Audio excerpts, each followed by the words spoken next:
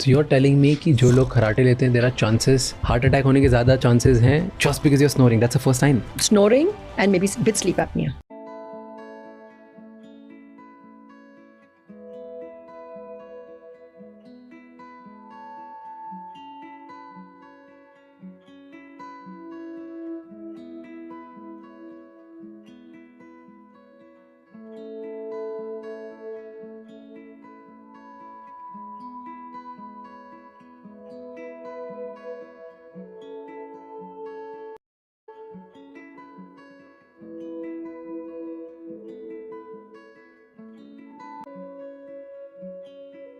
So, अगर हम sleep apnoea को डिवाइड करें, हम मेजर करते हैं कि कितनी दफा सांस रुका, तो लेस देन 5 इज नॉर्मल। अब किसी का मैं स्टडी करूँ 3-4 आ जाए तो वो लोग घबराते हैं, तो कोई बात नहीं, 5 से कम ठीक है, 1 घंटे में, ठीक है, नॉट द होल नाइट। 5 से 15 is mild, 15 to 30 is moderate, 30 से ज्यादा इज सिवियर। तो अब जो रिसर्च ने बताया है और थाउजेंड्स ऑफ पेशेंट्स का डेटा है, जिन लोगों को मॉडरेट और सिवियर है उनकी chances of stroke, heart attack, dementia, बहुत ज़्यादा sudden death are all higher.